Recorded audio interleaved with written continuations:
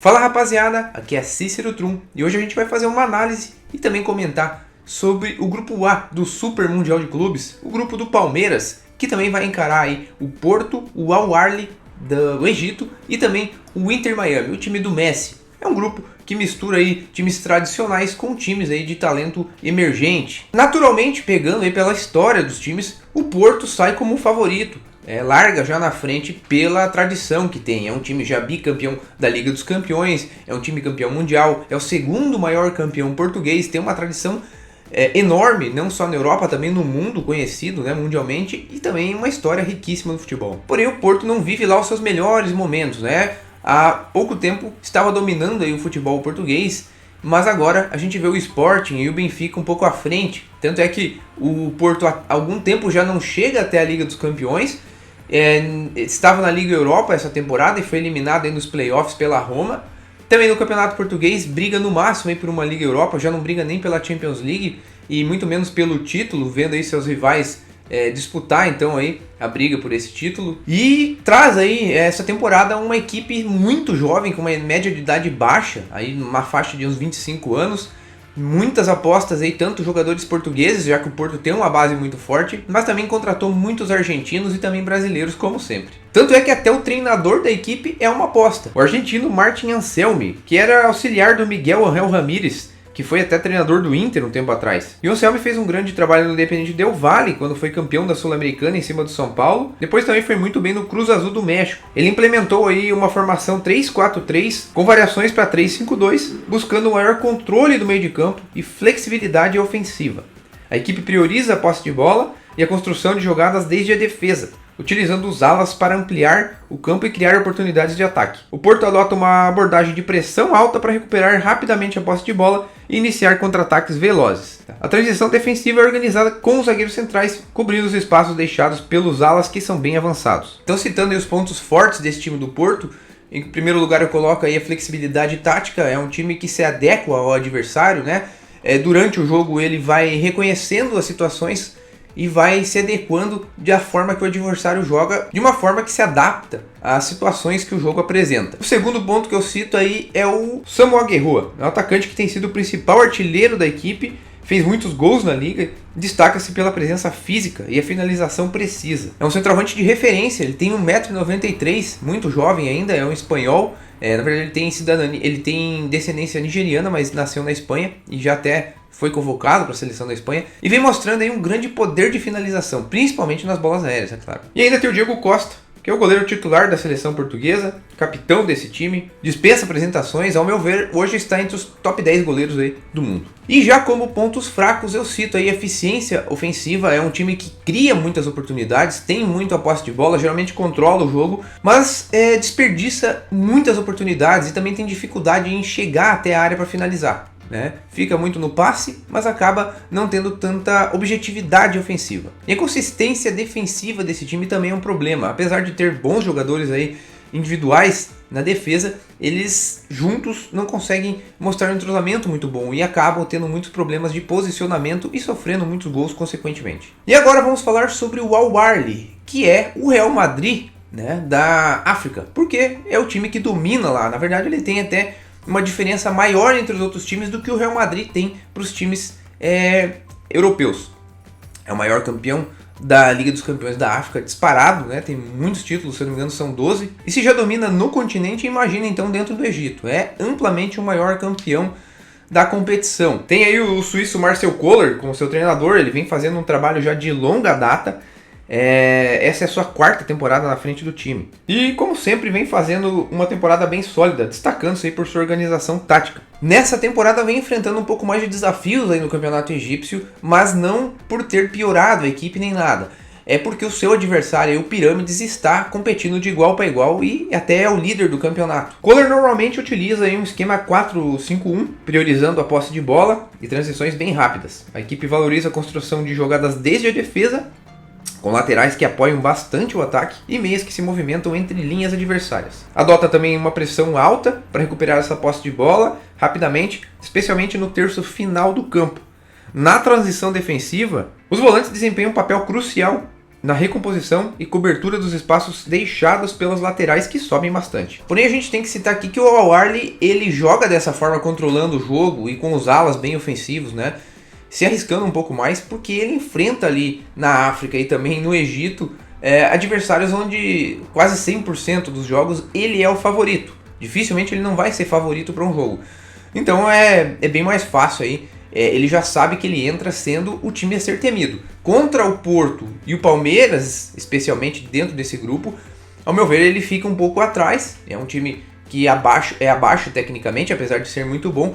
Então vamos ver como é que ele vai se comportar. Talvez não se arrisque tanto como se arrisca nos jogos dentro da África. E faça aí uma retranca, ou até, não digo uma retranca, mas pelo menos segure mais os laterais e jogue mais explorando o contra-ataque do que ditando o ritmo do jogo. A sorte do Al-Ahly, ao meu ver, é que ele começa aí enfrentando o Inter Miami, que apesar de ter qualidades, né, a gente sabe os jogadores que tem, daqui a pouco a gente vai falar sobre o Inter Miami, o Al-Ahly é um time superior, é um time mais entrosado, é um time que está sempre acostumado a disputar mundiais, né, está sempre no mundial. Então ele tende a vencer essa primeira partida e ficar numa situação bem confortável no grupo. Principalmente se houver um empate entre Palmeiras e Porto, por exemplo, ou uma vitória do Porto, já que o Palmeiras é o seu próximo adversário e vai jogar mais pressionado se perder, né? Então eu acredito que o Al-Ahly possa vencer a primeira partida e depois jogar com mais tranquilidade e aí sim explorar o contra-ataque, jogar mais tranquilo, o que é bom para ele, né? Então, como ponto forte desse time, eu já cito aí a experiência em mundiais, né? Além de ser uma equipe que está há muito tempo jogando junto, os jogadores já se conhecem bastante, e esses jogadores já disputaram mundiais de clube várias vezes e estão acostumados a enfrentar aí Real Madrid, o próprio Palmeiras, né? Outros times brasileiros, como o Fluminense recentemente. Então, é uma equipe já bem preparada. O Eman Ashur é outro ponto forte. Ele pode jogar como meio ofensivo ou atacante, é um jogador de muita criatividade e boa finalização. Tanto é que é o artilheiro da equipe nessa temporada. E ainda tem o goleirão, o Mohamed El Shanawi. Ele é um goleiro experiente, líder defensivo, é uma lenda dentro do clube e já atua 9 temporadas aí no Al-Ahly. É fundamental em todas as conquistas recentes que a equipe teve. E o ponto a melhorar dessa equipe, ao meu ver, é a consistência defensiva. Porque é uma equipe que cria bastante, mas que, como eu falei, os laterais sobem demais e acaba deixando alguns buracos. E até toma alguns gols bobos aí no campeonato egípcio, como eu notei. Ainda tem uma dificuldade aí, ao meu ver, nas bolas aéreas, já que não tem tantos jogadores altos na defesa. Então agora vamos falar do Inter Miami, um dos anfitriões, o time do Messi, do Suárez, que tem outras estrelas também, mas que também tem um time com muitos garotos, mescla juventude e muitos jogadores veteranos, e acaba que não tem um time no coletivo tão experiente, né? E acaba sendo, ao meu ver, o time mais fraco desse grupo. Apesar de que, né, vai jogar em casa, tem jogadores que podem decidir, então a gente também fica com o pé atrás de dizer que o Inter Miami vai ser um vexame. Mas a expectativa aqui, a gente faz uma análise conforme o que a gente vê, né? E a gente sabe que a MLS é uma liga mais fraca comparada às outras ligas. E que também, né, a gente percebe que são jogadores que pouco disputaram competições internacionais. O Javier Mascherano, ex-jogador do Barcelona, seleção argentina, é o técnico desse time da Inter Miami e apresenta um estilo de jogo ofensivo e estruturado, com muito foco na posse de bola e transições rápidas. Predominantemente, adota o sistema 4-3-3, mas também já variou por um 4-5-1, povoando um pouco mais o meio de campo. Dependendo do adversário e das circunstâncias do jogo, a linha defensiva é composta por 4 jogadores com laterais que apoiam o ataque. O meio campo é formado por 3 jogadores, sendo um volante mais defensivo e 2 meias com mais liberdade para criar. No ataque, 3 jogadores que se movimentam bastante, buscando espaços e oportunidades de finalização. Curiosamente, esse time tem mais argentinos do que americanos no elenco. São 9 argentinos ao todo. A equipe vem obtendo bons resultados aí, tanto na MLS, onde vem brigando pelo título aí na Conferência Leste, e também na Conca Champions, onde já chegou até a semifinal. Como pontos fortes, a gente pode citar em primeiro lugar o Messi, obviamente. É um jogador que, apesar de veterano, a gente vê ali alguns momentos que ele está andando em campo, já não tem o mesmo físico de antigamente. Mas é um gênio, um dos maiores jogadores da história, e a gente sabe que um passe, um drible, um corte pro lado é suficiente para ele tirar um coelho da cartola e ou fazer um gol ou dar uma assistência. Inclusive ele é o líder de assistências aí da MLS. Outro ponto forte que a gente sabe muito bem, apesar de estar bem veterano e também não ter mais a mesma explosão física, é o Luis Suárez, que a gente sabe que se tiver uma oportunidade dentro da área ele é fatal, né? É um matador.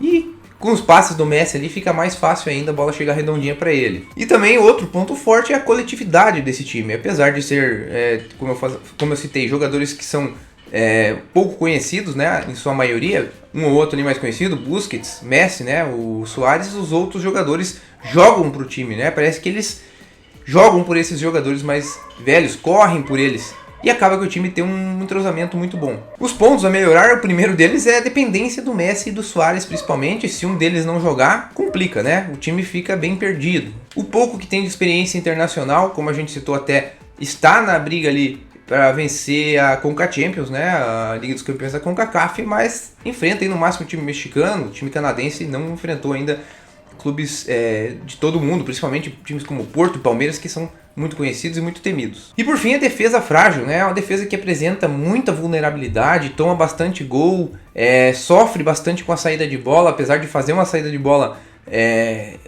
com toques, né? Fazendo transições defensivas através do posse de bola, acaba sofrendo com a pressão dos adversários, e ainda mais com adversários que são acostumados a pressionar, como os outros três desse grupo, né? Que tem uma pressão forte, atacantes que chegam junto. Então vai sofrer bastante na saída de bola.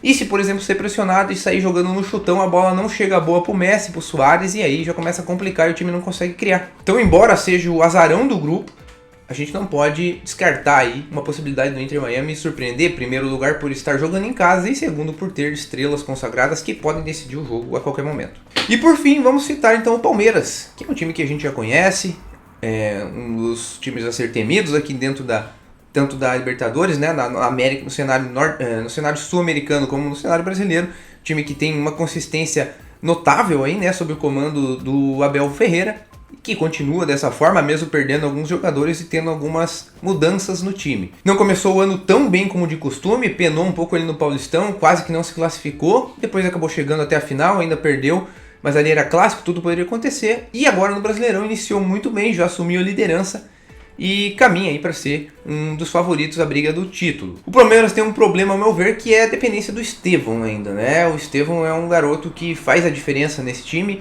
e que, infelizmente, para o Palmeiras, ele vai para o Chelsea, já foi vendido, mas vai jogar o Mundial de Clubes. Então, a esperança é de fazer ainda um grande Mundial tendo o Estevão no grupo. O Abel Ferreira ele tem alternado aí os esquemas táticos 4-5-1 e 3-5-2, adaptando-se às necessidades de cada partida. A construção das jogadas frequentemente inicia com uma linha de 3 no campo de defesa, composta por 2 zagueiros e um dos laterais, permitindo que o time ocupe o campo adversário e facilite a circulação de bola para encontrar jogadores livres no meio campo. A gente pode citar aí como os pontos fortes desse time a versatilidade tática, é uma equipe que consegue reconhecer a fraqueza do adversário e se adaptar durante a partida.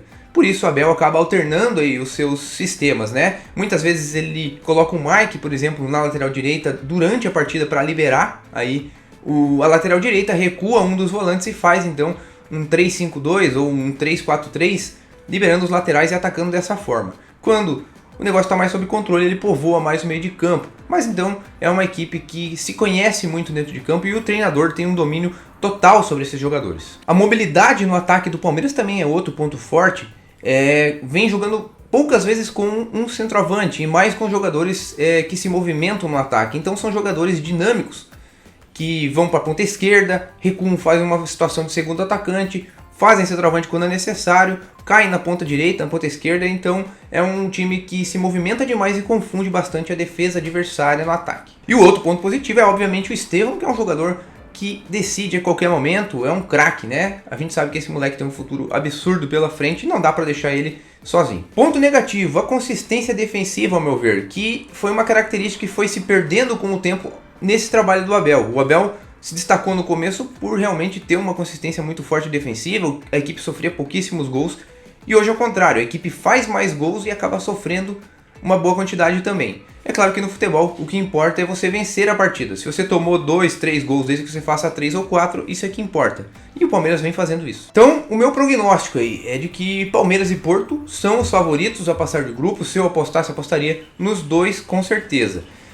Aí, quem vai ser o primeiro é uma dúvida. Porque é claro que o Porto tem mais tradição, a gente até teme aí as equipes europeias, porque o futebol europeu realmente está um pouco acima do futebol brasileiro, mas eu venho dizer para vocês aqui que eu acho que tem jogo, tá? O Palmeiras tem condições sim de encarar de igual para igual o Porto e de até fazer a primeira colocação desse grupo. Até porque é um jogo de uma partida só no Mundial de Clubes, um campo neutro, né, para os times. Então se o Palmeiras larga ganhando já o primeiro jogo contra o Porto, facilita muito para ele conseguir um primeiro lugar nesse grupo, o que é bem possível. Como eu citei antes, o Al-Ahly pode surpreender bastante, é uma equipe que também consegue encarar os outros dois favoritos do grupo, porque além de ser muito experiente, ele enfrenta na primeira partida o Inter Miami e eu acredito que saia com a vitória, o que já deixa ele na frente e talvez deixe ele até líder na primeira rodada.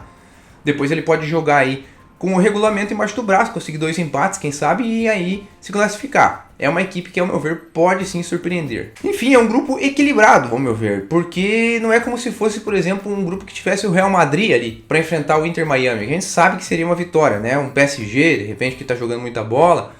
Então, os times ali todos podem se enfrentar. Eu acho que o Inter Miami fica abaixo, mas também tem o fato de estar jogando em casa e os adversários temerem aí o Messi, muitas vezes respeitam até demais ele.